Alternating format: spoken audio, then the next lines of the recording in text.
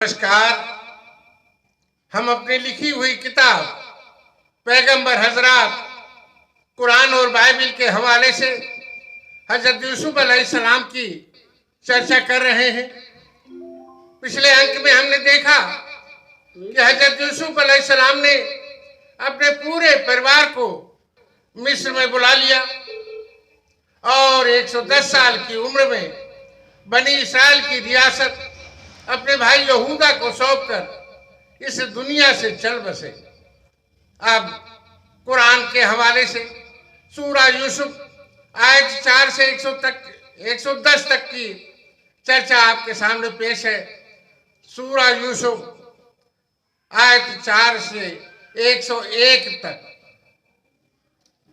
हजरत यूसुफ के भाइयों ने कहा, ऐ मेरे बाप, हम दौड़ करते निकल गए और यूसुफ को अपने असबाब के पास छोड़ा तो उसे भेड़िया खा गया और किसी तरह आप हमारा यकीन नहीं करेंगे, अगरचे हम सच्चे हों और उसके कुर्ते पर एक झूठा खून लगा लाए हों। और हजरत याकूब ने कहा, तुम्हारे दिलों ने एक बात तुम्हारे वास्ते बना ली है तो अब सब्र करना ही अच्छा है और अल्लाह से ही मदद चाहता हूँ उन बातों पर जिसे तुम बता रहे हो।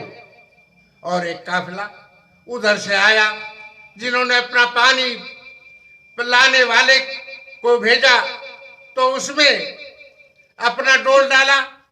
वह बोला, कैसी खुशी की बात है, ये तो एक लड़का है और उसे एक पूंजी बनाकर छिपा लिया और अल्लाह जानता है जो वो करते हैं। और भाइयों ने उसे खोटे दामों में गिनती की रुपयों में बेच डाला और उन्हें ऐसा करने में कुछ रगबत न थी। और मिस्र के जिस शख्स ने उसे खरीदा वो अपनी औरत से बोला, इन्हें इज्जत के साथ रख, शायद इनसे हमें नफा पहुंचे या इनको हम बेटा मान ले। और इसी तरह हमने यूसुफ को उस जमीन में जमाव दिया और इसलिए कि उसे बातों का अंजाम सिखाएं। अल्लाह ने फरमाया, अल्लाह अपने काम पर गालिब है, मगर अक्सर आदमी इसे नहीं जानते। अल्लाह ने फरमाया, और जब वह अपनी पूरी कुव्वत को पहुंचा हमने उसे हुक्म व इल्म अता फरमाया और वो ऐसा ही सिला देते हैं और हम ऐसा ही सिला देते हैं नेकों को।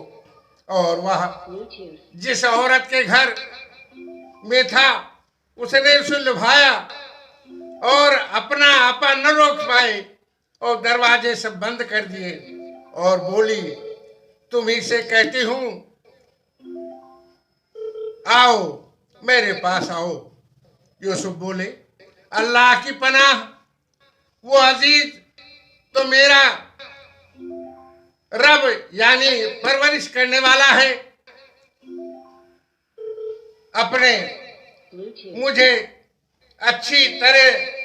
उसने मुझे अच्छी तरह से रखा।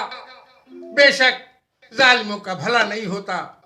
औरत ने उसका इरादा किया और वह भी औरत का इरादा करता अगर अपने रब की दलील न देख लेता। हमने यूं ही किया कि इससे बुराई और बेहयाई को फेर दे। वह हमारे चुने हुए बंदों में है। और दोनों दरवाजे की तरफ दौड़े और औरत ने उसका कुर्ता पीछे से चीर लिया और दोनों को औरत का मियां दरवाजे पाक के पास मिला। बोली, क्या सजा है उसकी जिसने तेरी घरवाली से बदी चाही, मगर यह कि कैद किया जाए। आगे औरत ने कहा, इसने मुझको लुभाया कि मैं अपनी हिफाजत न करूं और औरत के घर वालों में से फिर एक ने गवाही दी। अगर कुर्ता आगे से चिरा है तो औरत सच्ची है और इसने गलत कहा, और यदि कुर्ता पीछे से चाक है तो औरत झूठी है और वो सच्चा है। तब अजीज ने उसका कुर्ता पीछे से चिरा देखा, बोला, बेशक यह तुम औरतों के चरित्र की चालबाजी है। ऐ यूसुफ, तुम इसका ख्याल मत करो। और वो ऐ औरत, तू अपने गुनाह की माफी मांग, बेशक तू खतावारों में से है। और शहर में कुछ औरतें बोली कि अजीज की बीवी अपने नौजवान का दिल लुभाती है, बेशक उनकी मोहब्बत उनके दिल में पैठ बना ली है, हम तो उसे सरी खुद रफ्ता पाते हैं। तो जब जुलेखा ने उनकी कानाफूसी सुनी, उनकी बातें सुनी, तो उन औरतों को बुला भेजा और उनके लिए मसनदें तैयार की और उनमें हर एक को छुरी दे दी और यूसुफ से कहा, इनके सामने आ जाओ। जब औरतों ने यूसुफ को देखा, उसकी बड़ाई बोलने लगी और अपने अपने हाथ काट लिए और बोली, अल्लाह को पाकी है, ये तो जिनसे बसर से नहीं महसूस होता, ये तो कोई फरिश्ता लगता है। जुलेखा ने कहा, तो यह है वह जिन पर तुम मुझे ताना देती हो, और बेशक मैंने उनका दिल लुभाना चाहा तो उन्होंने अपने आप को बचाया, और बेशक अगर वो ये काम न करेंगे जो मैं उनसे कहती हूँ तो ये जरूर कैद में पड़ेंगे और वह जरूर जिल्लत उठाएंगे। और हजरत यूसुफ ने अर्ज की, ऐ मेरे रब, मुझे कैद खाना ज्यादा पसंद है उस काम से जिसकी तरफ ये मुझे बुलाती है, और अगर तू मुझसे उनका मक्र न फेरेगा तो मैं उनकी तरफ माइल हो जाऊंगा और नादान बनूंगा। तब उसके रब ने उसकी सुन ली और उससे औरतों का मक्र फेर दिया। बेशक वही है सुनता जानता।